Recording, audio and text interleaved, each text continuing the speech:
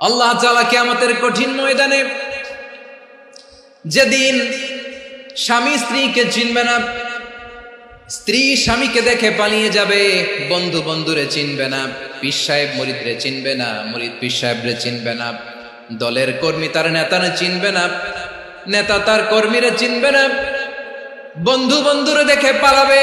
কঠিন মুহূর্তে সূর্যটা মাথার কাছে চলে আসবে, জমিনটা তামার জমিন হবে, আজকের জমিনের মতো নয়। মানুষ ঘর্মাক্ত, ক্লান্ত, শ্রান্ত মাথার মগজগুলো কানের ছিদ্র আর নাকের ছিদ্র দিয়ে বেয়ে বেয়ে পড়বে। বিশ্বনবী ফরমান, কিয়ামতের ওই কঠিন ময়দানে 7 শ্রেণীর ব্যক্তিকে রব্বুল আলামিন তার আরশের নিচে ছায়া দিবেন। তার মধ্যে প্রথম শ্রেণীর ব্যক্তি হলো ইমামুন আদিল, যে ইনসাফের সাথে বিচার করে, যে জাস্টিস সমাজে সার্ভ করে, যে সুশাসন নিশ্চিত করে, ওই ইমামুন আদিল। আদিল শব্দটা বুঝছেন না? ইন্নাল্লাহা ইয়া'মুরু বিল আদল, পাইছেন? আদিল। 7 শ্রেণীর ব্যক্তিকে আল্লাহ তাআলা সুশীতল আরশের নিচে ছায়া দিবেন, যেদিন তার দেয়া ছায়া ছাড়া কোনো ছায়া থাকবে না। এর প্রথম হচ্ছে ইমামুন আদিল, ন্যায়পরায়ণ শাসক। চিল্লায় বলেন সুবহানাল্লাহ। আবার বিশ্বনবী বললেন, ইন্নাল মুকসিতিনা ইনদাল্লাহি আলা মানাবিরা মিন নূর আন ইয়ামিনির রহমান। কিয়ামতের দিন যারা ন্যায়পরায়ণ হিসেবে আল্লাহর সামনে দাঁড়াবে, কিয়ামতের দিন রব্বুল আলামিন তার আরশের ডান দিকে ওই ন্যায়পরায়ণ লোকদের জন্য আরশের ডান দিকে একটা নূরের মিম্বারে তাদেরকে বসার সুযোগ করে দিবে। আল্লাহর আরশের ডান দিকে ন্যায়পরায়ণ লোকদের জন্য আল্লাহ তাআলা নূরের মিম্বার বানাবে। 4টে কেন কথা মনে করেছেন? আল আদাল, জাস্টিস। ইন্নাল্লাহা ইয়া'মুরু বিল আদল। আল্লাহ তাআলা এই আদালতের নির্দেশনা দেন, সুবিচার, সুশাসন। প্রিয় ভাইয়েরা, এটা আমরা বাংলাদেশে চাই কি চাই না? এই যে অরাজকতা, এই যে অন্যায়, এই যে জুলুম, এই যে ইনকনসিস্টেন্সি সমাজের অসঙ্গতির প্রধান কারণ জাস্টিস নাই, সুবিচার নাই, সুশাসন নাই। শেষবারের মতো আওয়াজ করে বলেন তো, আমরা বাংলাদেশে আদল চাই কি চাই না? তাহলে প্রথম নির্দেশনা শেষ, আল্লাহ তাআলা তোমাদেরকে আদলের আদেশ দেন। এরপরে আল্লাহ বললেন, আমি তোমাদেরকে ইহসানের আদেশ দেই। ইন্নাল্লাহা ইয়া'মুরু বিল আদলি ওয়াল ইহসান। আমি তোমাদেরকে যেমনি আদলের নির্দেশনা দেই, তেমনি ভাবে তোমাদেরকে ইহসানের নির্দেশনা দেই। ইহসান, আওয়াজ করে সবাই বলেন তো ইহসান। ইহসান মানে কারো প্রতি সফট হার্টেড হওয়া, মহানুভব হওয়া, অনুগ্রহ পরায়ণ হওয়া, অনুগ্রহশীল হওয়া, একে অপরের প্রতি দয়াদ্র হওয়া। একে অপরের প্রতি দয়াদ্র, অনুগ্রহশীল হওয়া ছাড়া মানবিক সমাজ কশিনকালেও গঠন করা সম্ভব না। প্রিয় ভাইয়েরা, সুন্দর আচরণ দিয়ে, ইহসান দিয়ে যা জয় করা যায়, নরম আচরণ দিয়ে যেটা অর্জন করা যায়, কঠোরতা দিয়ে সেটা পারা যায় না। বিষ্ণু ঈসা ইসলাম ইহসান দিয়ে, কোমল আচরণ দিয়ে, তার অনুগ্রহ দিয়ে তিনি অনেক কাফিরের হৃদয়কে জয় করে ফেলেছেন। সাইয়েদনা সুমামা ইবনে উসাল রাদিয়াল্লাহু তাআলা আনহুর কথা মনে পড়ে যায়। তিনি ছিলেন ইয়ামামার বাদশা। মদিনাতে বিশ্বনবীকে হত্যা করার নিয়তে এসেছিলেন, গোপনে গোপনে বিশ্বনবীকে হত্যা করে আবার ইয়ামামাতে তিনি ফিরে যাবেন। কিন্তু কি অবাক করা কাণ্ড, হত্যা করতে পারে নাই, সাহাবাদের হাতে তিনি ধরা পড়ে গেলেন। সাইয়েদনা সুমামা ইবনে উসাল রাদিয়াল্লাহু তাআলা আনহু হত্যার নিয়তে আসলেন, কিন্তু হত্যা করতে পারলেন না। সাহাবারা ওনাকে ধরে ফেললেন, ধরে মসজিদে নববীর পিলারের মধ্যে বেঁধে রাখলেন। সুমামা ইবনে উসাল, সিরাত থেকে শুনলেন, সিরাত থেকে শোনাচ্ছি, রাদিয়াল্লাহু তাআলা আনহু ইয়ামামার অধিপতি ছিলেন। বিশ্বনবীকে হত্যার জন্য আসছেন, ধরা পড়ে গেছেন, এখন মসজিদে নববীতে বেঁধে রাখছে, তার মানে বন্দী। এখন স্ট্যাটাস কি? বন্দী, ক্যাপ্টিভ। বিষ্ণু ঈসা ইসলাম সাহাবাদেরকে বললেন, তার খোঁজ খবর নিও, সুমামা ইবনে উসালের খোঁজ খবর নিও। সাহাবার বলেন, ইয়া রাসূলুল্লাহ, আপনাকে হত্যা করতে এসেছে, তার তো কঠিন ক্যাপিটাল পানিশমেন্ট হওয়া দরকার, কঠিন শাস্তি হওয়া দরকার। বিশ্বনবী বললেন, না, আমি যেটা জানি তোমরা সেটা জানো না, তোমরা সুমামার সাথে ভালো আচরণ করো। বিশ্বনবী সুমামার কাছে গেলেন। প্রথম দিন যে তিনি কালেমার দাওয়াত দিলেন, ইমানের দাওয়াত দিলেন, ইসলামের দাওয়াত দিলেন, রিসালাতের দাওয়াত দিলেন, আখিরাতের দাওয়াত দিলেন। পরের দিন যে বিশ্বনবী সালাতের দাওয়াত দিলেন, যাকাতের দাওয়াত দিলেন, ইসলাম কি, কিভাবে, কেমন করে পালন করতে হয় চমৎকার আর্টিকুলেট করতে শুরু করলেন। তন্ময় হয়ে সুমামা ইবনে উসাল রাদিয়াল্লাহু তাআলা আনহু বিশ্বনবীর কথাগুলো শুনতে আরম্ভ করলো। একদিন নয়, 2 দিন নয়, টানা 3 দিন বিশ্বনবী সুমামার কাছে ইসলামকে প্রেজেন্ট করেছেন, উপস্থাপন করেছেন। আওয়াজ করে বলেন, কয় দিন? 3 দিন। 3 দিন মসজিদে নববীতে বাধা। আর সাহাবীদেরকে বললেন, তার খোঁজ খবর নিও, তোমরা যে রুটি বানাও এর মধ্যে সবচেয়ে ভালো আটার রুটিটা তারে দিও, সবচেয়ে রিফাইন্ড খেজুর, যেটা পিওর খেজুর, এটা তারে দিও। আর বিশ্বনবী নিজের উট থেকে দুধ দহন করে ওনার বাড়ির এক কর্মচারীকে বলেছেন, দুধ দহন করে সুমামার জন্য নিয়ে যাবে। সুবহানাল্লাহ পড়বেন না? সবাই তো অবাক, ইয়ামামা থেকে আসছে নবীকে হত্যা করতে, বিশ্বনবী দেখে তারে জামাই আদর করে। 1 দিন নয়, 2 দিন নয়, টানা 3 দিন বিশ্বনবী এভাবে সুমামার কাছে যেয়ে ইসলামকে প্রেজেন্ট করতে আরম্ভ করলেন, ইসলামকে উপস্থাপন করতে শুরু করলেন।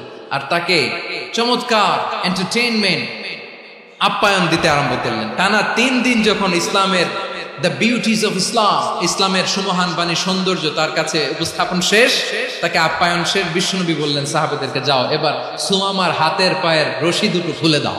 সাহাবারা তর্ক জুড়ে দিলেন, লা ইয়া রাসূলুল্লাহ, এমনটা করবেন না, তো ভয়ঙ্কর ভয়ঙ্কর খুনি, কি জানি কি হয়ে যায়। বিশ্বনবী বললেন, না, তার হাতে পায়ের রশিগুলো খুলে দাও। সাহাবারা বিশ্বনবীর কথা মতো তার হাতে পায়ের রশিগুলো খুলে দিল।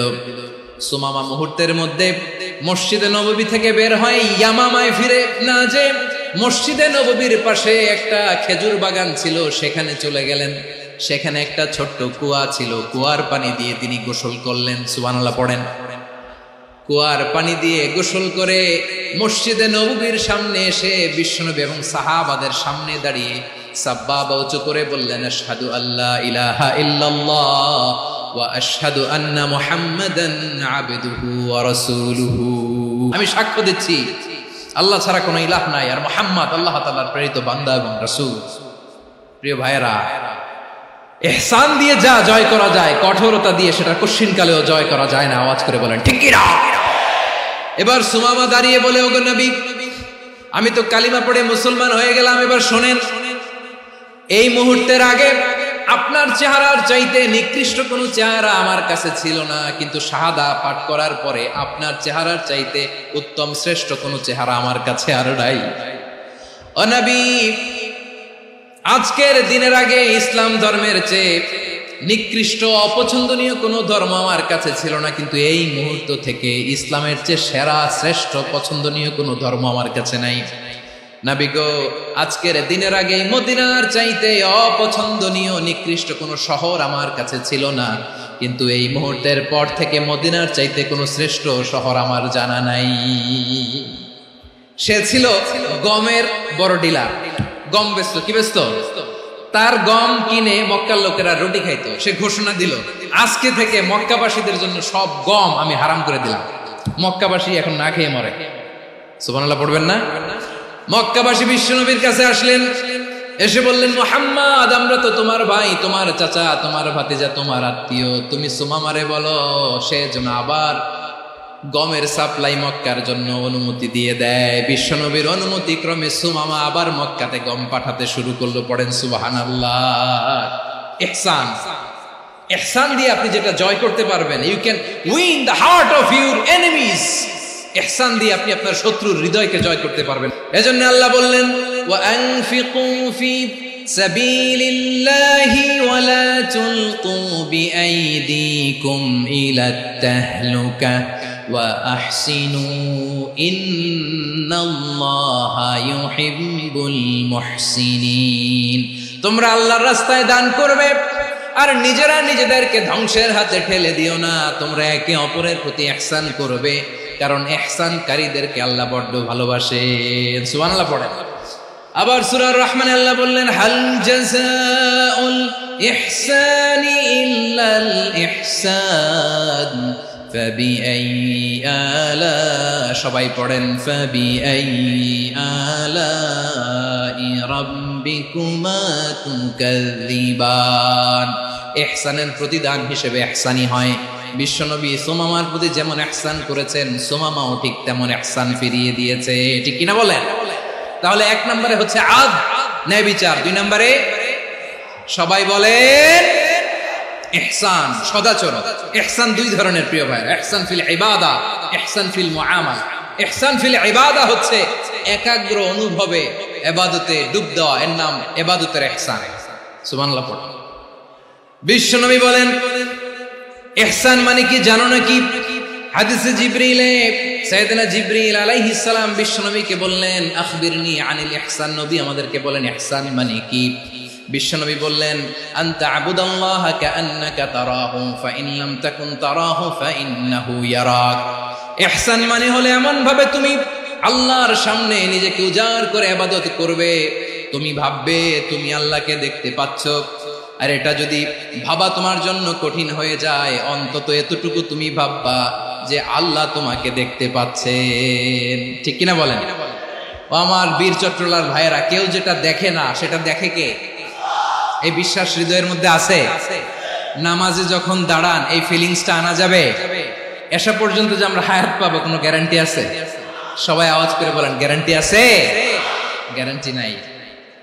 এজন্য বিষ্ণু ইসলাম বলেছে এমন ভাবে নামাজে দাঁড়াও, ইবাদত করো, মনে করো হতে পারে এটাই আমার জীবনের শেষ নামাজ।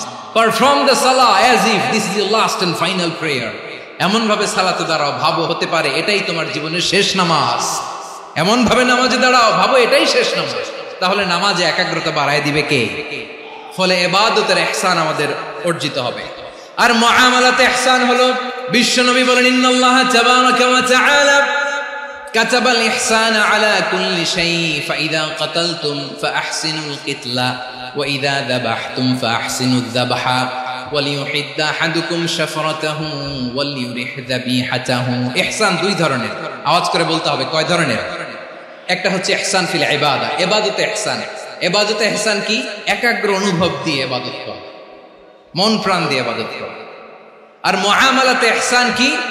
সব কাজে, দৈনন্দিন কাজে, কর্মে, সামাজিক অ্যাক্টিভিটিতে কোমলতা প্রদর্শন করা, অনুগ্রহের সাথে সবকিছু করা। আল্লাহ তাআলা ইন্নাল্লাহা তাবারাকা ওয়া তাআলা কাতাবাল ইহসানা আলা কুল্লি শাই, তিনি সব কিছুর ব্যাপারে ইহসানকে আবশ্যক করেছেন। সবকিছু, মুমিনের সব কাজে ইহসানের পরশ থাকবে। ওয়া ইযা কাতালতুম ফাহসিনুল কিতলা, বিষ্ণুই বলেন তুমি যখন কাউকে হত্যা করো ইহসানের সাথে করো। সুবহানাল্লাহ পড়বেন না? যখন হত্যা করো তখনও ইহসানের সাথে। আচ্ছা হত্যা করবো আবার ইহসান আসবে করতে করে, তো মেরেই ফেলবো আমি। আল্লাহ, ও ভাই একজন খুন করেছে, খুনি, রাষ্ট্রীয় আইনে তার শাস্তি হয়েছে ডেথ পেনাল্টি, মৃত্যুদণ্ড। এখন মৃত্যুদণ্ড দেখে আপনি যেমনি মন চায় তেমনি মারবেন লোকটারে? ওর নাক কেটে ফেলতে পারবেন? ওর কান কাটতে পারবেন? ওর চোখ উপড়ে ফেলতে পারবেন আপনি? যেমন মন চায় তার অঙ্গহানি করা যাবে না। ইহসানের সাথে তাকে হত্যা করা। সুবহানাল্লাহ, this is Islam, this is the true essence of Islam. ওয়া ইযা যাবাহতুম ফাহসিনুয যাবহা, যখন জবাই করবে তখনও ইহসানের সাথে জবাই করবে। করব জবাই, ওইখানেও নাকি ইহসান। আচ্ছা কুরবানির দিন আমরা পশুগুলোরে কি করি বলেন সবাই আওয়াজ করে?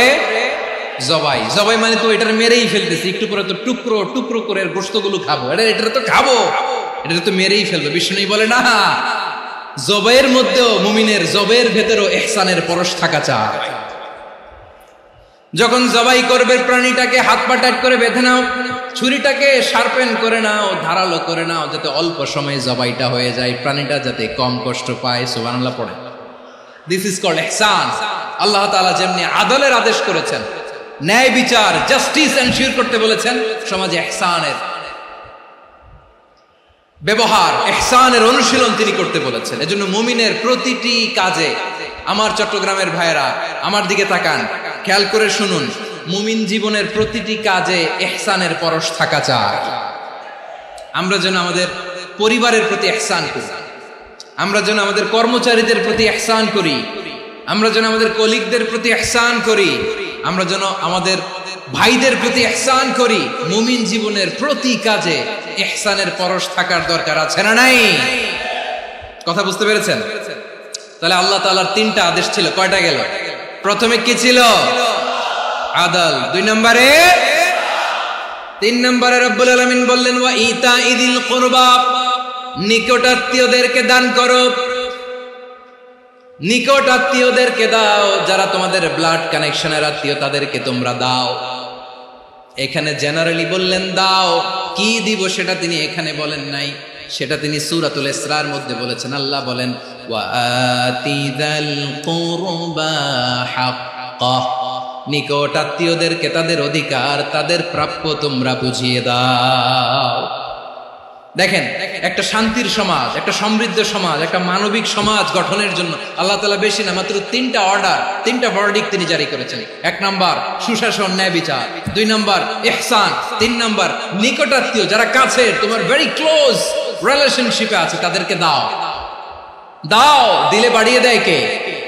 অনেকে দিতে চায় না, কৃপণতা করে। দিলে বাড়ায় দেয় কে? ওমিয়া মদিনার মধ্যে সবচাইতে গরিব সাহাবী ছিল বেলাল রাদিয়াল্লাহু তাআলা আনহু। ওনার এন্টায়ার অ্যাসেট, সম্পদের পরিমাণ কতদূর জানেন? একটা লুঙ্গি। বেলাল রাদিয়াল্লাহু তাআলা আনহু, ওনার টোটাল ওয়েলথের এস্টিমেশন হচ্ছে মাত্র একটা লুঙ্গি।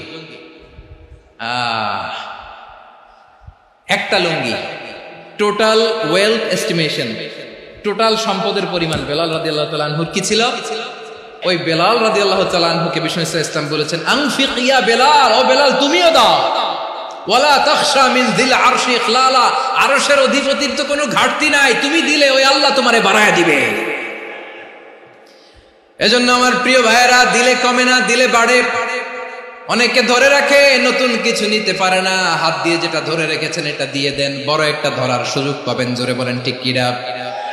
রব্বুল আলামিন বললেন তিন নাম্বার আদেশ হলো তোমাদের প্রতি সমাজটারে কেমন করে মানবিক সমাজ, সুন্দর সমাজ গড়বা। তিন নাম্বার আদেশ হলো ওয়া আতিদাল কুরবা হাক্কা, নিকটাত্মীয়দেরকে তাদের প্রাপ্য বুঝিয়ে দাও। এই নিকটাত্মীয়দেরকে তাদের অধিকার বুঝিয়ে দেওয়া, প্রাপ্য বুঝিয়ে দেওয়াতে আমাদের গাফলতি আছে না নাই?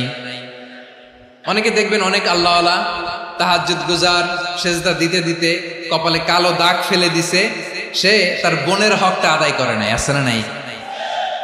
অনেক বড় হাজী সাহেব, বিশাল লম্বা দাড়ি, ছেলেরে সব দিয়ে দিছে, মেয়েরে কিছু দেয় নাই, মেয়ের হক আদায় করে নাই, আছে না নাই? এই হাজী সাহেবেরা, এই আল্লাহওয়ালারা কিয়ামতের ময়দানে আটকে যাবে। আপনি অন্যের অধিকার নষ্ট করেছেন, তাদের রাইটস কে ভায়োলেট করেছেন। এজন্য আল্লাহ তাআলা বলেন কারো অধিকার যদি কেউ নষ্ট করে, ওই সমাজটা মানবিক সমাজ কঠিনকালেও হতে পারে না। এজন্য তিন নম্বর আল্লাহ বললেন ওয়া ইতাইদিল কুরবা, নিকটাত্মীয়দেরকে দাও। কি দিবা? তাদের অধিকার দিয়ে দাও। বোনের অধিকার বুঝিয়ে দাও, মেয়ের অধিকার বুঝিয়ে দাও, ফুফুর অধিকার বুঝিয়ে দাও। দেখবেন অনেক মায়েরা ছেলের পাতে মুরগির রান দেয়, মেয়ের পাতে দেয় মুরগির ঠ্যাং। তো মেয়ের কি মুরগির রান খেতে মনে চায় না? মনে চায় না? এমনটা করা যাবে না। নিকটাত্মীয়দেরকে অধিকার দিয়ে দাও, নিকটাত্মীয়ের সাথে সুসম্পর্ক রাখো। আদেশটা কার? এজন্য প্রিয় ভাইয়েরা, জীবনে যদি বারাকা অর্জন করতে চান, নিকটাত্মীয়দের সাথে সুসম্পর্ক রাখতে হবে, তাদের জন্য উপহার পাঠাতে হবে। বিশ্বনবী বলেন লা ইয়াদখুলুল জান্নাতা কাতে, যে ব্যক্তি আত্মীয়তার সম্পর্ককে ছিন্ন করে দেয়, সে কঠিন কালেও আল্লাহর জান্নাতে ঢুকবে না। আপনি কি এটারে সহজ হাদিস মনে করছেন? এটা সহজ কথা? আপনি ভাবছেন আপনার নামাজ আপনারে বাঁচাতে পারবে, আপনার রোজা বাঁচাতে পারবে, আপনার তাহাজ্জুদ আপনারে বাঁচাতে পারবে? অধিকার নষ্ট করলে কিছুই আপনারে বাঁচাতে পারবে না। এজন্য নিকট আত্মীয়দেরকে দিতে হবে বেশি বেশি। বিশ্বনবী বলেন ইন্না সাদাকাতা আলাল মিসকিনি সাদাকা ওয়া আলা যির রাহিমি ইসনাতান সাদাকাতুন ওয়া সিলা। মিসকিনরে দান করলে শুধু দানের সওয়াব হয়, নিকট আত্মীয়কে দান করলে দুইটার সওয়াব হয়, সাদাকার সওয়াব হয়, আবার আত্মীয়তার বন্ধন অটুট রাখার সওয়াব হয়ে যায়। আবার বিশ্বনবী বললেন মান সাররাহু আইয়ুবসাতা লাহু ফি রিজকিহি ওয়া ইনসালাহু ফি আসারিহি ফালইয়াসিল রাহিমা। যে ব্যক্তি তার রিজিকের প্রশস্ততা চায় আর হায়াতে বরকত চায়, সে যেন তার আত্মীয়ের সাথে সুসম্পর্ক রাখে। আমার প্রিয় চট্টলার ভাইয়েরা, আমাদের রিজিক বাড়ুক, এটা আমরা চাই কি চাই না? সবাই চান? হ্যাঁ, আমাদের রিজিকে প্রশস্ততা আসুক, চাই কি চাই না? আমাদের হায়াতে বরকত আসুক, আমরা চাই কি চাই না? এই দুইটা যদি চান তাহলে নিকট আত্মীয়দের সাথে সুসম্পর্ক রাখবেন, পারবেন? তাহলে সমাজটারে মানবিক সমাজ বানায় দিবে কে? তিনটা আদেশ চলে গেল। 1 নম্বরে কি ছিল? 2 নম্বরে, 3 নম্বরে নিকট আত্মীয়দেরকে দান। আল্লাহ তাআলা তিনটা জিনিসের যেমনি আদেশ করেছেন, অনুরূপ ভাবে তিনটা বিষয় তিনি বারণ করেছেন, নিষেধ করেছেন, ওগুলোর কাছেও যাওয়া যাবে।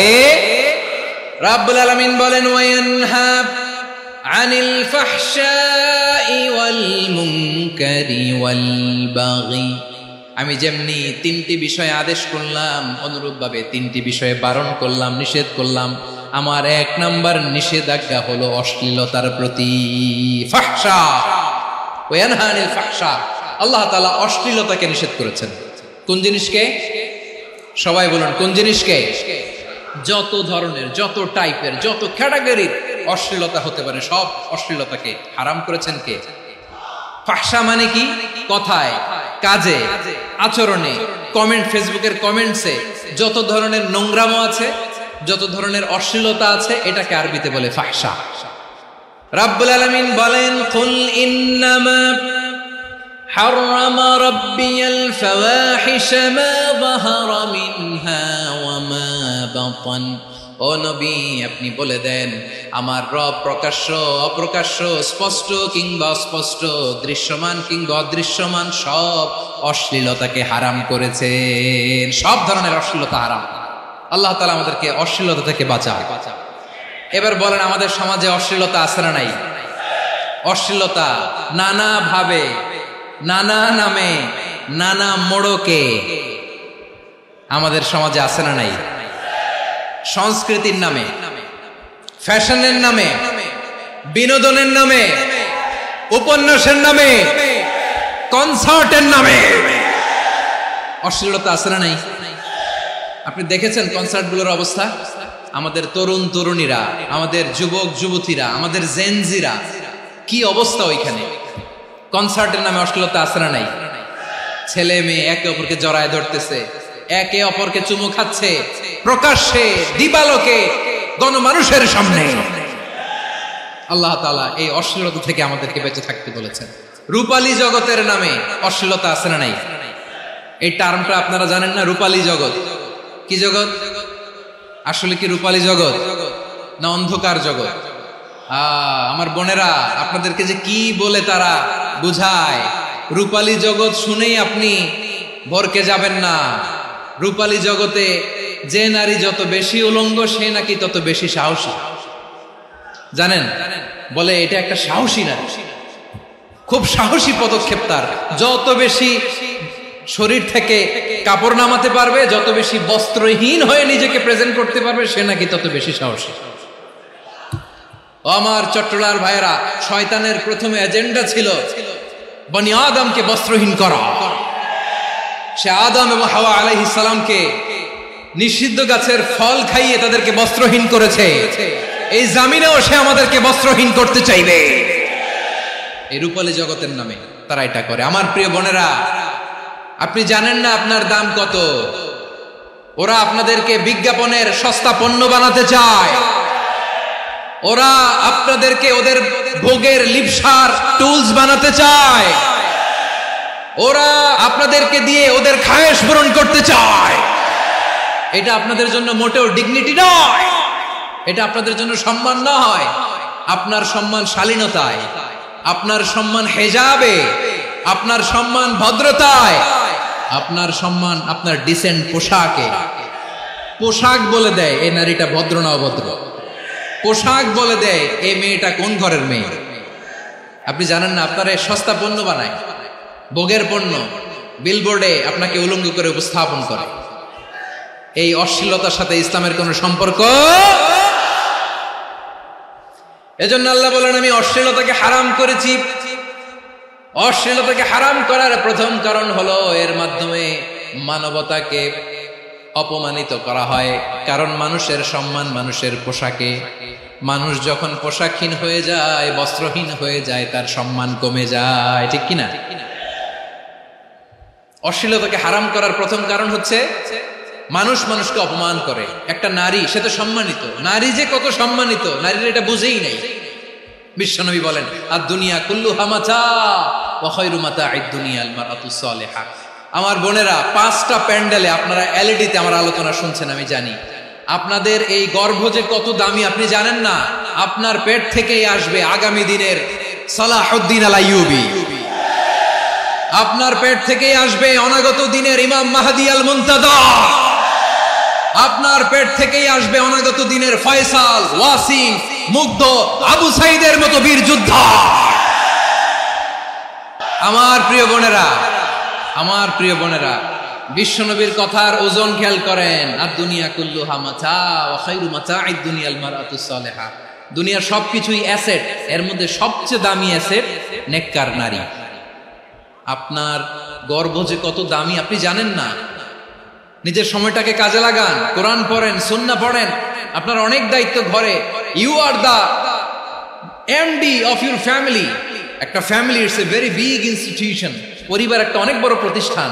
and you are the MD of your institution. আপনি এই পরিবারের MD, managing director of your family.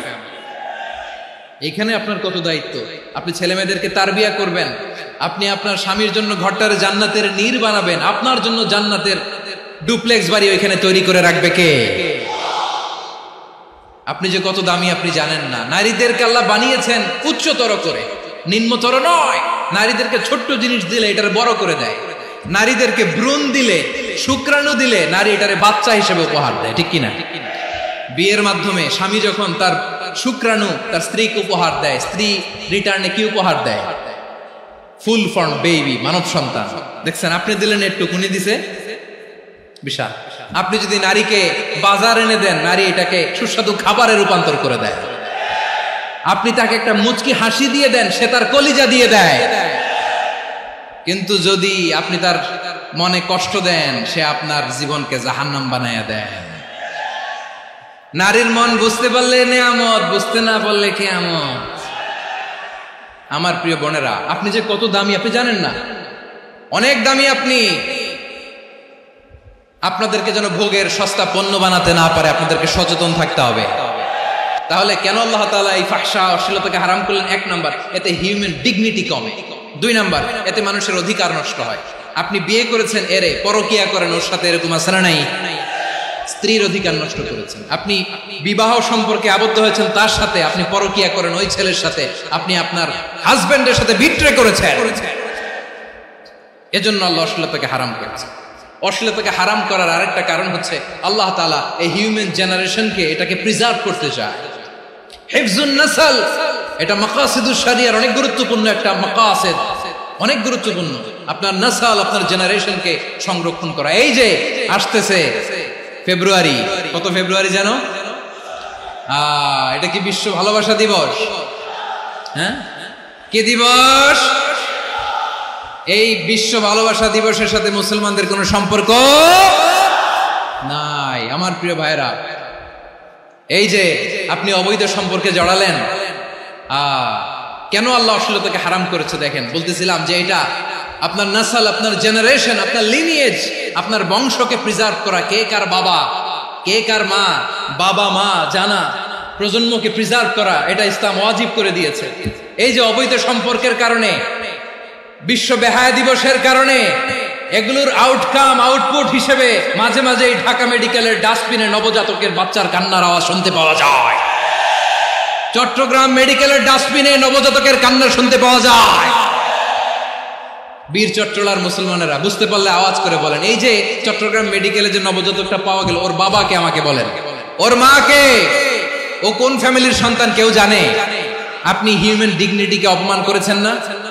আপনি তার ভবিষ্যৎকে অন্ধকার করেছেন না? আপনি তার লিনিয়েজকে প্রশ্নবিদ্ধ করে দিয়েছেন না? এই জন্য আল্লাহ তাআলা অশ্লীলতাকে আমাদের জন্য হারাম করে দিয়েছেন। পড়েন সুবহানাল্লাহ। এই জন্য রাব্বুল আলামিন বলেন, কুল ইন্নামা حرم ربي الفواحش ما ظهر منها وما بطن। প্রকাশ্য সব অশ্লীলতাকে হারাম ঘোষণা করে দিয়েছে কে? আবার দুনিয়ার বুকে যারা অশ্লীলতার প্রসার করে তাদের জন্য শাস্তি মজুদ রেখেছে কে? রব্বুল আলামিন বলেন, ইন্নাল্লাযীনা يحبون أن تشيع الفاحشة في الذين آمنوا لهم عذاب أليم في الدنيا والآخرة والله يعلم وأنتم لا تعلمون নিশ্চয়ই যারা বিশ্বাসীদের মাঝে অশ্লীলতার প্রচার প্রসার করতে চায় তাদের জন্য আমি মর্মন্তুদ শাস্তি প্রস্তুত করে রেখেছি, দুনিয়াতেও রেখেছি, আখিরাতেও রেখেছি। ঘোষণাটা কার? যারা এই নাটকের নামে, সিনেমার নামে, রূপালী জগতের নামে, মুভির নামে, ওটিটি প্ল্যাটফর্মের নামে আমার সমাজে অশ্লীলতা ছড়াতে চায় তাদের জন্য কঠিন মর্মন্তুদ শাস্তি মজুদ রেখে দিয়েছে কে? ও আমার বোনেরা, এখনো আপনি জাগবেন না? এখনো আপনার চিন্তার দুয়ারে এখনো নাড়া পড়ে নাই? ওরা আপনাকে উলঙ্গ বানাতে চায়, ওরা আপনাকে আইটেম গার্ল বানাতে চায়। এজন্য ইসলাম অশ্লীলতাকে হারাম করেছে। হারাম। ইসলাম বলেছে যোজন যোজন দূরে থাকো, ওরা বলে না কাছে আসো, কাছে আসার গল্প, ক্লোজ আপ ওয়ান, কাছে আসার গল্প আছে না নাই? তাহলে অশ্লীলতার সাথে আমাদের কোনো সম্পর্ক? সবাই বলতে পারেননি, আওয়াজ করে বলুন, অশ্লীলতার সাথে আমাদের কোনো সম্পর্ক? আমরা এই সমস্ত ক্লোজ আপ ওয়ান, কাছে আসার গল্পের প্রোগ্রামে যাব? আমরা কোন ধরনের অশ্লীল কন্টেন্ট সোশ্যাল মিডিয়ায়, টিভিতে দেখব? কি যুগ যে আমরা কাটাচ্ছি আপনি কল্পনা করতে পারবেন না। পর্ন ইন্ডাস্ট্রি, নারী পুরুষের বস্ত্রহীন যুগল দৃশ্য, এটাকে দিয়ে ওরা কোটি ডলারের ইন্ডাস্ট্রি বানিয়েছে। পুরো মানব ইতিহাসে এরকম জঘন্য সময় মানব ইতিহাস পার করে নাই। পর্ন এটা ইন্ডাস্ট্রি হয়ে গেছে। আমাদের এই যুবকগুলো, জেনজিগুলো, ওদের চরিত্র বাঁচাবে কি করে? কেমন করে হেফাজত করবে ওদের এই মূল্যবান চরিত্র? আমার প্রিয় ভাইরা, এই অশ্লীলতার দ্য লেটেস্ট ভার্সন হচ্ছে LGBTQ, শরীফ থেকে শরীফা। শুনছেন আপনারা? দেখতে পুরুষ, আসলেই পুরুষ, সুস্থ একজন পুরুষ, 4 সন্তানের বাবা, বলে আমি মনে মনে নারী। দেখতে নারী, সুস্থ নারী, আসলেই সে দিব্যি একজন নারী, বলে আমি মনে মনে পুরুষ। সবচেয়ে ভয়ঙ্কর অশ্লীলতার সবচাইতে লেটেস্ট ভার্সন হচ্ছে এই ট্রান্সজেন্ডারিজম। সুস্থ পুরুষ তার বায়োলজিক্যাল গ্রোথকে হরমোন দিয়ে স্টপ করে দিয়ে সে সার্জারি করে নারী হতে চায়। সুস্থ নারী পুরুষ হতে চায়। পুরুষ পুরুষের প্রতি সেক্সুয়ালি আকর্ষণ বোধ করে। এটা লূত আলাইহিস সালামের কওমের মধ্যে ছিল। এটাকেও আল্লাহ কোরআনে ফাহিশা বলেছেন। ওয়ালুতান ইয ক্বালা লিকাওমিহি আতা'তুনাল ফাহিশাতা মা সাবাকাকুম বিহা মিন আহাদিম মিনাল আলামিন। লূত আলাইহিস সালাম বললেন, তোমরা কি এমন এক অশ্লীল কার্যক্রমে ডুব দিলে নাকি যেটা গোটা বিশ্বের কেউ কখনো করে নাই? তোমরাই প্রথম করেছো। পড়েন নাউযু বিল্লাহ। এই পশ্চিমের এই রোগ আমার দেশে যেন আসতে না পারে, আমাদের সজাগ থাকতে হবে। প্রিয় ভাইরা চিল্লায় বলেন ঠিক কিনা? পশ্চিমের অবস্থা ভয়ঙ্কর। পাশ্চাত্যে, আমি যুক্তরাষ্ট্রে ছিলাম অনেকদিন, কয়েক মাস, বিভিন্ন স্টেটে ঘুরেছি। গার্ডিয়ানরা উদ্বিগ্ন, ছেলে মেয়েদেরকে, ছোট্ট ছেলে মেয়ে, ওদেরকে জিজ্ঞেস করে, তুমি how do you feel right now inside yourself? তুমি ভিতরে ভিতরে কেমন ফিল করো? তোমার কি ছেলে ছেলে লাগে না মেয়ে মেয়ে লাগে? আচ্ছা বলেন, এই ছোট্ট বাচ্চাটা ওকে এগুলো জেন্ডার অ্যাসাইনমেন্ট বলতে এগুলো কিছু বুঝে? এইভাবে মিসগাইড করা হচ্ছে। কৌতূহল বশত ছোট্ট ছেলে যদি বলে আমার তো মেয়ে মেয়ে লাগে, তখন বলে যে না তুমি মেয়ে, ছেলে না। মা বাবা বাধা দিলে ওকে আলাদা গভর্নমেন্ট হাউসে নিয়ে যান। ভয়ঙ্করতম অবস্থা। আমরা একটা সময় শুনতাম যে হুজুর আমার ছেলেটা খুব ভালো, হাফেজে কোরআন, আল্লাহওয়ালা। হুজুর আমার ছেলে দাড়ি রাখছে, আল্লাহওয়ালা। হুজুর আমার ছেলে 5 ওয়াক্ত সালাত জামাতের সাথে পড়ে, তার মানে আল্লাহওয়ালা। পশ্চিমে যে আমি কি শুনছি জানেন? ওরা বলে হুজুর আমার ছেলেটা ইউনিভার্সিটির একটা মেয়ের সাথে প্রেম করে, ও খুব আল্লাহওয়ালা, হুজুর দোয়া করবেন।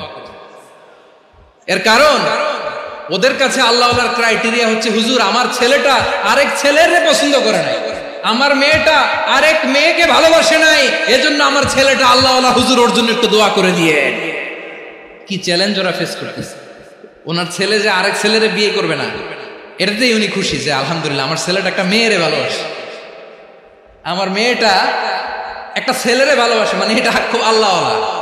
নাউজুবিল্লাহ পড়তে পারলেন না? এজন্য অশ্লীলতার সাথে আমাদের কোন সম্পর্ক। রাব্বুল আলামিন বলেন ওয়ায়ানহা আনিল ফাহশাই ওয়াল মুনকারি ওয়াল বাগি, তিনটা জিনিসকে আমি নিষিদ্ধ করলাম।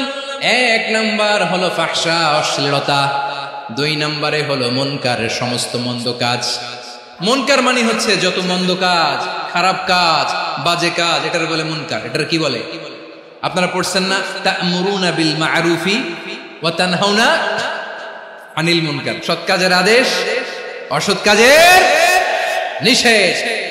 মুনকার, মুনকার হচ্ছে মানুষের স্বাভাবিক বিবেকবোধ যেটাকে খারাপ বলে, ওইটাই মুনকার। পৃথিবীর সব আসমানি গ্রন্থ যেটাকে খারাপ বলেছে, মানুষের স্বাভাবিক বিবেকবোধ যেটাকে খারাপ বলেছে, এগুলো সব মুনকার। যেমন ইফতিজিং, এটা কি ভালো না খারাপ?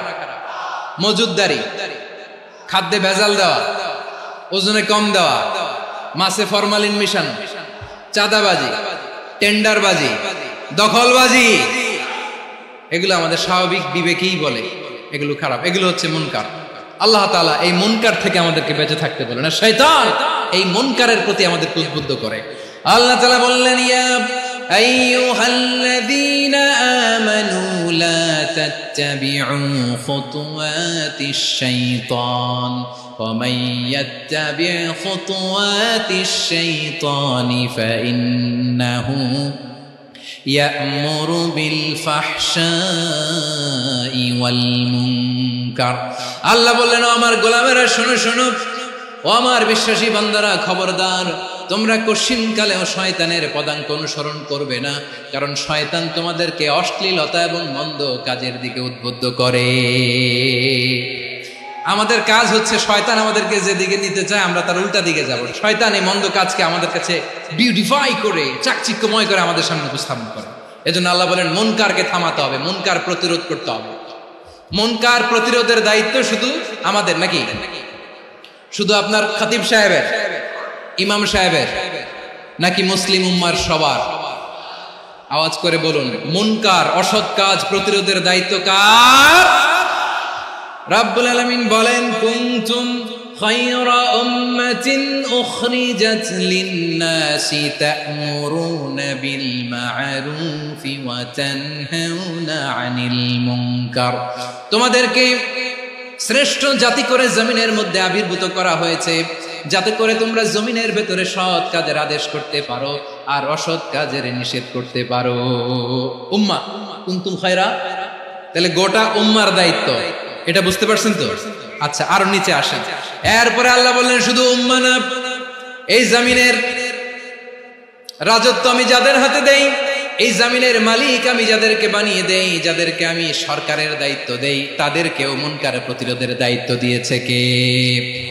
আল্লাহ বলেন, যারা ক্ষমতার মসনদে বসেছে তাদেরকে 4 দফা কর্মসূচি আমি আল্লাহ দিলাম। আওয়াজ করে বলেন, কয় দফা?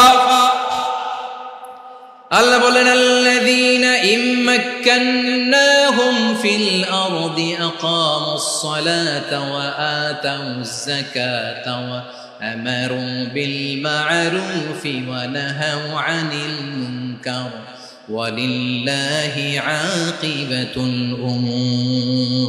যারা এই জমিনের উত্তরাধিকার হয়েছে তারা 4 দফা কর্মসূচি নিয়ে সামনে আগাবা। সালাত কায়েম করবা, যাকাত আদায় করবা, সৎ কাজের আদেশ দিবা, অসৎ কাজ থেকে মুনকার প্রতিরোধ করবা। আদেশটা কার? আমার প্রিয় চট্টলার ভাইরা, পুরো উম্মার দায়িত্ব মুনকার প্রতিরোধ করা, সরকার প্রধানের দায়িত্ব মুনকার প্রতিরোধ করা। এরপর আল্লাহ বলেন, প্রতিটা ফ্যামিলির যিনি প্রধান সিইও বাবা, প্রত্যেক বাবারও দায়িত্ব এই মুনকার প্রতিরোধ করা। আওয়াজ করে বলেন ঠিক কি না? যেমনটি সাইয়েদনা লুকমান আলাইহিস সালাম ওনার কলিজার টুকরা সন্তানকে আদেশ করেছেন, ইয়া বুনাইয়া আকিমিস সালাতা ওয়া'মুর বিল মা'রুফি ওয়ানহা আনিল মুনকার। পড়েন সুবহানাল্লাহ।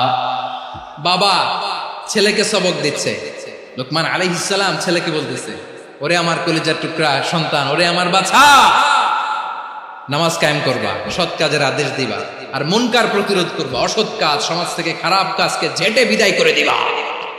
তাহলে দেখেন আমি স্টেপ বাই স্টেপ নামলাম। পুরা উম্মার দায়িত্ব, জমিনের উত্তরাধিকারী আল্লাহ যাদেরকে বানিয়েছেন সরকার, তাদের দায়িত্ব, প্রতিটি ফ্যামিলির প্রধানের দায়িত্ব, এরপরে বিশ্বনবী বলেন সচেতন প্রতিটি মুসলিমের দায়িত্ব সমাজ থেকে মুনকারকে উৎখাত করা। বিশ্বনবী বলেছেন মান রাআ মিনকুম মুনকারান ফালিয়ুগাইয়িরহু বিয়াদিহি ফাইন লাম ইস্তাতি ফাবিলিসানিহি ওয়া ইন লাম ইস্তাতি ফাবিকলবিহি ওয়া যালিকা আযআফুল ঈমান।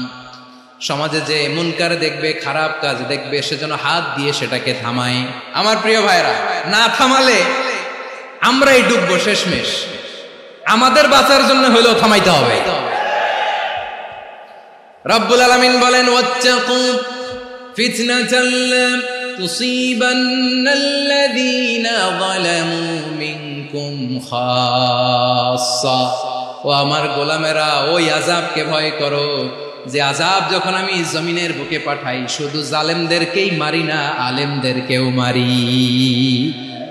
আযাব যখন আসে তখন শুধু জালিমই মরে না, আলেমও মরে। জানেন মুসা আলাইহিস সালামের পায়ে একবার লাল পিঁপড়া, তো উনি রেগে মেগে পাশি দেখে লাল পিঁপড়ার বাসা, পা দিয়ে ডলে মুছে সবগুলো পিঁপড়া মেরে ফেলছে।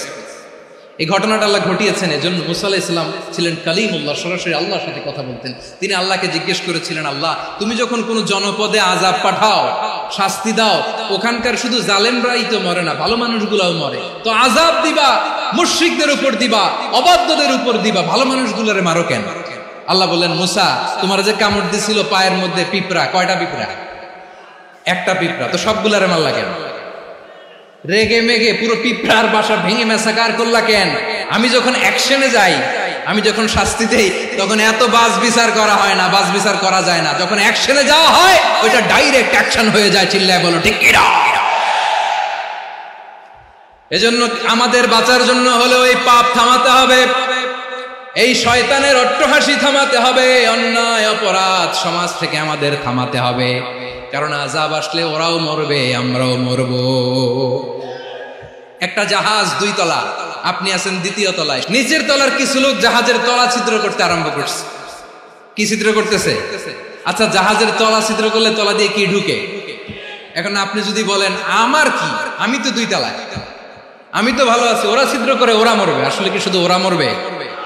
তলা দিয়ে যখন পানি ঢুকবে, জাহাজ ঢুকলে আপনিও মরবেন। এজন্য নিজে মরার আগে ওই পাগলগুলোর নিচতলায় যে থামাতে হবে। চিল্লায় বলেন ঠিক কি না? এজন্য আল্লাহ বললেন মুনকার প্রতিরোধের দায়িত্ব সমাজের টপ টু বটম সবার। এজন্য মুনকার প্রতিরোধ করার দরকার আছে না নাই? সমাজে এই যে ইফটিজিং হয়, আপনার বোনের বয়সী একটা মেয়েকে কিছু বখাটে টিটকারি করে, এই বলে সেই বলে, নোংরা কথা বলে, রাস্তায় দেখেও আপনি পাশ দিয়ে না দেখার মতো চলে যান কেন? আপনি দাঁড়ান না কেন? আপনি দাঁড়ালেই তো থেমে যাবে, কারণ সত্যের যে শক্তি তার সামনে মিথ্যা মুখ থুবড়ে পড়ে। আপনার সামনেও কিছুই না, নাথিং। আপনি দাঁড়ান, ওকে প্রশ্ন করেন যে আমার বোনকে তুমি ডিস্টার্ব করো কেন? আপনাকে দেখে আরো 5 জন দাঁড়াবে, 5 জনকে দেখে আরো 10 জন দাঁড়াবে। আমাদের নীরবতা আর আমাদের নিশ্চুপ থাকাই জালিমদেরকে আরো শক্তিশালী জালিম বানিয়েছে। এজন্য মুনকার প্রতিরোধের দায়িত্ব আমাদের সবার। টেন্ডারবাজি, চাঁদাবাজি, দুর্নীতি, অপরাধ, দখলদারিত্ব, মজুদদারি, এগুলো সব কিছু একসাথে প্রতিরোধ করতে হবে। ঠিক কিনা বলেন? একটা মানবিক সমাজ যদি চাই, প্রতিরোধ করতে হবে। প্রিয় ভাইয়েরা, আল্লাহর শপথ নিয়ে বলি, এই নাসিহাতগুলো সবার জন্য, সব দলের জন্য, সব মতের মানুষের জন্য। আমরা কোনো দলের প্রতি মানুষকে ডাকি না, আমরা ডাকি ইসলামের দিকে। সব দলের, সব মতের, সব মানুষদেরকে আমরা আহ্বান জানাই, আসুন আমরা একটা সুন্দর সমাজ বিনির্মাণ করি। এই যে নতুন বাংলাদেশের এক সুযোগ এসেছে, আর জীবনে হয়তো আসবে না, সামনের 100 বছরে এই সময় আসবে না। আসুন দেশটাকে আমরা সাজাই, আসুন আমরা দুর্নীতি বন্ধ করি, আসুন আমরা চাঁদাবাজি বন্ধ করি, আসুন আমরা দখলদারিত্ব বন্ধ করি, আসুন আমরা এক দল আরেক দলকে নিশ্চিহ্ন করার যে রাজনীতি, এটা বন্ধ করি। সব দলের প্রতি আমার আহ্বান, আমরা চাঁদাবাজ মুক্ত বাংলাদেশ চাই, জুলুম মুক্ত বাংলাদেশ চাই, ফ্যাসিজম মুক্ত বাংলাদেশ চাই, গুণ খুন খারাপি মুক্ত বাংলাদেশ চাই, আমরা নতুন ভোরের বাংলাদেশ চাই। ওই বাংলাদেশ পাওয়ার জন্য মুনকার প্রতিরোধে, অন্যায় প্রতিরোধে যদি বাঘের বাচ্চার মতো, আবু সাঈদের মতো দুই হাত উঁচু করে বুককে টান টান করে প্রসারিত করে দাঁড়াতে হয়, রাজি আছো মুসলমান? রাব্বুল আলামিন বলেন, ওয়ায়ানহা আনিল ফাহশাই ওয়াল মুনকারি ওয়াল বাগি ইয়াইদুকুম লাআল্লাকুম তাযাক্কারুন। আল্লাহ বললেন, আমি অশ্লীলতাকে নিষেধ করি, আমি সব ধরনের মন্দ কাজকে নিষিদ্ধ করি, সব শেষে আমি সীমা লঙ্ঘনকে তোমাদের জন্য নিষিদ্ধ করি। নিষিদ্ধ করেছেন কয়টা জিনিস? 1 নম্বরে অশ্লীলতা, 2 নম্বরে মুনকার তথা সব মন্দ কাজ, 3 নম্বরে আল বাগি সীমা লঙ্ঘন, ক্রসিং দ্য লিমিট। সীমা লঙ্ঘন করা ভালো না। We all should know our limits. চিল্লায় বলেন ঠিক কিনা?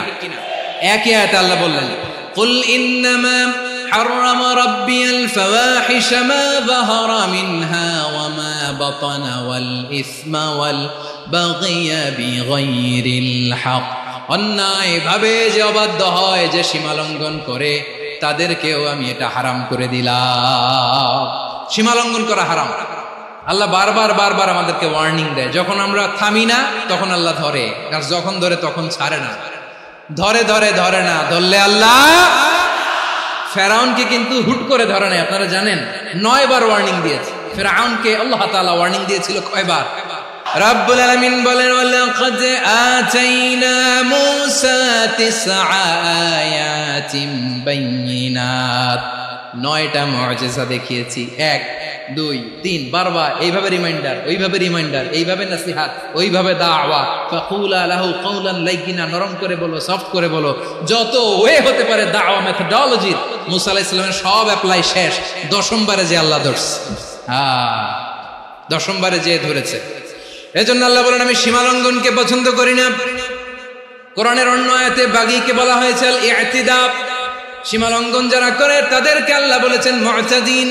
وقاتلوا في سبيل الله الذين يقاتلونكم ولا تعتدوا إن الله لا يحب المعتدين। আমি সীমা লঙ্ঘনকারীদেরকে কোশ্চিনকালেও পছন্দ করি না। আমরা যেন সীমা লঙ্ঘন না করি, রাজি আছেন তো? যে কোনো ক্ষেত্রে ইবাদতে যেন সীমা লঙ্ঘন না করি। অনেকে আমরা ইবাদতে সীমা লঙ্ঘন করে ফেলি। বিশ্বনবী সাল্লাল্লাহু আলাইহি ওয়াসাল্লাম যেটা শিখিয়েছেন, এর বাইরে যে অতিরিক্ত বুজুর্গ হতে চায়, এরকম আছে না নাই? কোন ক্ষেত্রেই সীমা লঙ্ঘন করা যাবে, এমনকি যুদ্ধ ক্ষেত্রেও না। বিশ্বনবী সাল্লাল্লাহু আলাইহি ওয়াসাল্লাম বলেন, খবরদার যুদ্ধ ক্ষেত্রেও সীমা লঙ্ঘন করো না। কি সুন্দর ইসলাম আমরা পেয়েছি। বিশ্বনবী বলেন, খবরদার যুদ্ধের ময়দানে কোনো নারীর গায়ে হাত তোলো না, কোনো শিশুর গায়ে হাত তোলো না, কোনো গবাদি পশু হত্যা করো না, কোন শস্য ক্ষেত্র ধ্বংস করো না, ইবাদতরত অন্য ধর্মের কোন সন্ন্যাসীর গায়ে হাত তুলো না। বলেন সুবহানাল্লাহ। তাহলে আমরা সীমা লঙ্ঘন করতে পারবো? প্রিয় ভাইরা, একটা সুখী, সমৃদ্ধ, শান্তির সমাজ, মানবিক সমাজ যদি আমরা গঠন করতে চাই, আমাদের আল্লাহর দেয়া কয়টা আদেশ মানতে হবে বলেন দেখি? আর বেঁচে থাকতে হবে কয়টা জিনিস থেকে? আল্লাহর আদেশ কি? 1 নাম্বার আদাল, ন্যায়পরায়ণতা। আমরা সুবিচার, সুশাসন, ন্যায় বিচার চাই কি চাই না? 2 নম্বরে কি ছিল? মাশাআল্লাহ, আমরা যেন সবার প্রতি দয়া পরবশ হই, ইহসান করি। 3 নম্বরে কি ছিল? নিকট আত্মীয়দের দান করা, তাদের অধিকার প্রাপ্য বুঝিয়ে দেওয়া। পাশাপাশি 3টা জিনিস থেকে আল্লাহ বারণ করেছেন, নিষেধ করেছেন। তার প্রথমটা ফাহশা, অশ্লীলতা। অশ্লীলতার সাথে আমাদের কোনো সম্পর্ক। 2 নম্বর নিষেধাজ্ঞা কি ছিল? আল মুনকার, সমাজের যত মন্দ কাজ, এগুলোকে আমরা প্রতিরোধ করব। রাজি আছেন তো সবাই? 3 নম্বরে আল বাগী, সীমালঙ্ঘন। কোন মুসলিম সীমালঙ্ঘন করে না। রাব্বুল আলামিন শেষে বললেন, ইয়াইদুকুম লাআল্লাকুম তাযাক্কারুন। আল্লাহ তোমাদেরকে উপদেশ দেন যাতে তোমরা শিক্ষা গ্রহণ করো। আমরা উপদেশ দেব, আমরা জোর করে কাউরে কিছু মানাতে চাই না। লা ইকরাহা ফিদ্দীন ওয়া যাক্কির ফাইন্না যিকরা তানফাউল মুমিনিন। উপদেশ দিলে এটা মুমিনদের কাজে দেয়। লাস্তা আলাইহিম বিমুসাইতির ইন্নামা আনতা মুযাক্কির। নবী হে, আপনি রিমাইন্ডার দাতা, আপনি উপদেশ দিবেন। আমরাও বিশ্বনবীর এই হাদিসগুলো থেকে, কোরআনের আয়াত থেকে রিমাইন্ডার, এই কথামালা, বাণী বাহক হিসেবে এই বাণীগুলো আপনাদের সাথে কাছে পৌঁছে দিলাম। আমরা আল্লাহ তাআলার কাছে প্রার্থনা করি, আল্লাহ আমরা যেন আদল দিয়ে আমাদের সমাজকে গঠন করতে পারি। আল্লাহ আমরা যেন ইহসান করতে পারি। আমরা যেন নিকটাত্মীয়দের দান করতে পারি। আল্লাহ যত ধরনের অশ্লীলতা, অনাচার, মন্দ কাজ, সীমালঙ্ঘন, অবাধ্যতা থেকে যেন আমরা বেঁচে থাকতে পারি। আল্লাহ তাআলা আমাদের সবাইকে কথাগুলো বোঝার ও আমল করার তৌফিক দান করুক। হাযা মা ইনদি ওয়াল ইলমু ইনদাল্লাহ আলাইহি তাওয়াক্কালতু ওয়া ইলাইহি উনীব। সুবহানাকাল্লাহুম্মা ওয়া বিহামদিকা আশহাদু আল্লা ইলাহা ইল্লা আনতা আস্তাগফিরুকা ওয়া আতুবু ইলাইক।